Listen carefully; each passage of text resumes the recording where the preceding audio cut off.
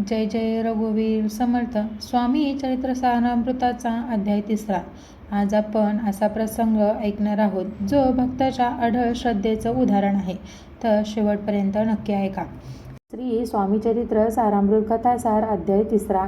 श्री स्वामी समर्थ महाराजांच्या थोर अनुग्रहामुळे आता 3रा अध्याय सुरू होत आहे. या अध्यायात श्री स्वामी महाराजांचे अक्कलकोट येथे कसे आगमन झाले याबाबत वृत्तांत दिला आहे. मंगळवेढा येथे श्री स्वामी समर्थ महाराज घोर घनदाट अरण्यात राहिले.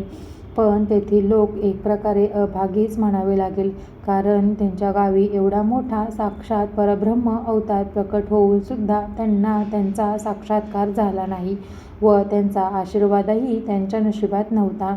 जेव्हा श्री स्वामी महाराज मंगळवेढा येथून निघाले तेव्हा ते पंढरपूर, बेगमपूर, मोहोळ या मार्गातून सरळ सोलापूर येथे येऊन पोहोचले व तेथून जेव्हा सरळ अक्कलकोट येथे जाण्यास निघाले त्यावेळी त्यांच्याबरोबर त्यांनी स्वामींचे परमभक्त श्री आप्पाटोळ यांना आपल्यासोबत घेतले.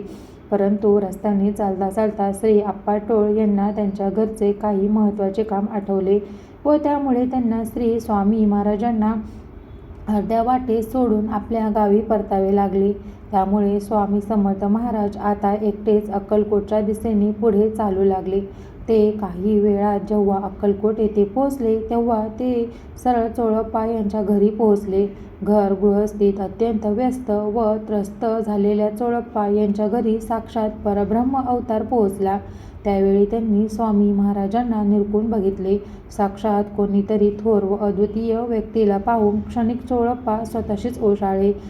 आपल्या घरी एक ना एक भाराभर चिंध्या असलेल्या अवस्थेत असलेल्या चोळप्पांना महाराजांचे अद्वितीय रूप पाहून कोणीतरी साक्षात्कारी मोठी व्यक्ती दुसरी कोणी नसून एक कामधेनूच आपल्या घरी अवतरली आहे असे चोळप्पांना वाटले. स्वामींनी चोळप्पा यांच्या घरी आपला मुक्काम ठोकला.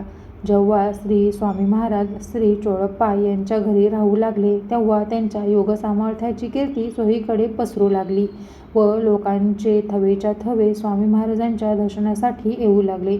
महाराज आपल्या योगसामर्थ्याने तेथे येणाऱ्या अनेक दुःखी व कष्टी लोकांचे दुःख दूर करू लागले. जेव्हा महाराजांच्या दर्शनासाठी अनेक लोक येऊ लागले तेव्हा महाराजांच्या पूजेसाठी अनेक साहित्य, पैसे लोक आपल्यासोबत घेऊन येत होते व त्यामुळे श्री चोळप्पा यांच्या घरचे दुःखाचे दिवस अगदी थोड्या दिवसातच समाप्त झाले.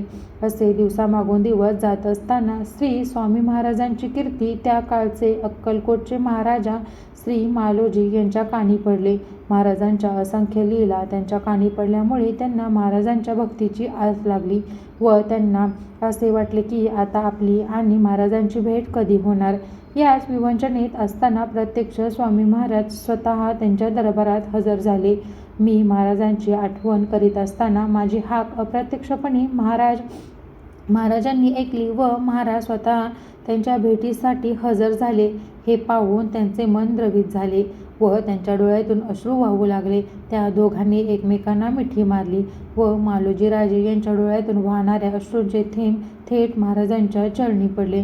भक्तांसाठी सगुण रूप धारण करून भगवान श्री विष्णू सुद्धा ब्रह्मानंदी लीन होतात, तर हे तर राजे आहेत. त्यांच्या या कृतीचे कौतुक किती वर्णित केले तरी त्याला शब्द मात्र नक्कीच नाहीत. येथे श्री स्वामी चरित्र सारामृताचा 3रा अध्याय सुफोळ संपूर्ण होत आहे.